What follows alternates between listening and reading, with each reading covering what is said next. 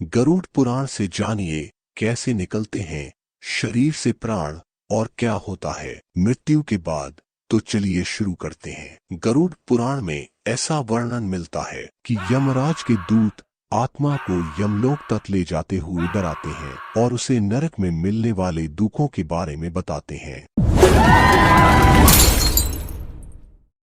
जीवन का सबसे बड़ा सत्य है मृत्यु, जिसे कोई टाल नहीं सकता है।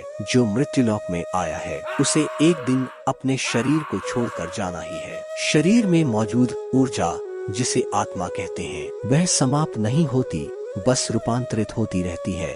यह ऊर्जा जब शरीर से निकलती है तो यह कुहासे के समान होती है। जिस शरीर से यह निकलती है तो मृत्यु के कुछ समय तक आत्मा को अजब गजब अनुभवों से गुजरना पड़ता है। आत्मा शरीर से निकलकर कुछ देर तक अचेत अवस्था में रहती है। जब व्यक्ति के शरीर से आत्मा निकलती है तो उसे कुछ समय तक पता ही नहीं होता है कि वह शरीर से अलग हो रहा है और वह उसी प्रकार व्यवहार करती है जैसे शरीर में रहते हुए उसका व्यवहार था। शरीर से निकलकर खड़ी आत्मा अपने सगे संबंधियों को पुकारती है, लेकिन उसकी आवाज कोई सुन नहीं पाता है। इससे आत्मा को बेचैनी होने लगती है। आत्मा परेशान होकर सभी लोगों से कुछ कहना चाहती है, पर उसकी आवाज बस उस तक ही गूंज कर सीमित रह जाती है।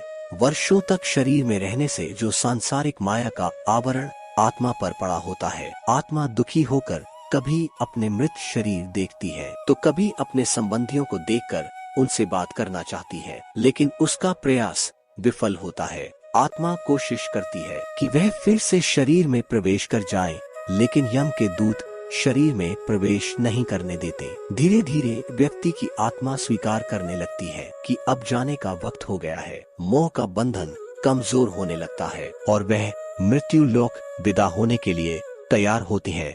शरीर के मृत हो जाने पर आत्मा अपने परिजनों को रोते बिलखते देखकर दुखी होती है और खुद भी दुख से व्याकुल होकर रोती है, लेकिन उसके वश में कुछ नहीं होता है। वह लाचार होकर सब कुछ देखती है और अपने जीवन काल में किए गए कर्मों को याद करके दुखी होती है।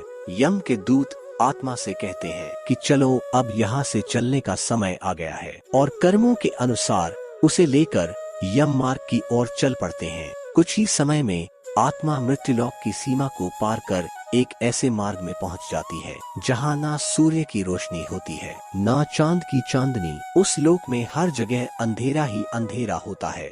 यहाँ आत्मा अपने कर्मों और इच्छाओं के अनुसार कुछ समय तक विश्राम करती है। कुछ आत्माएं जल्दी शरीर धारण कर लेती है तो कुछ लंबे समय तक विश्राम के बाद अपनी इच्छा के अनुसार नया शरीर धारण करती है। आपको हमारी यह जानकारी अच्छी लगी हो तो ऐसे वीडियो देखने के लिए हमारे चैनल को जरूर सब्सक्राइब करें।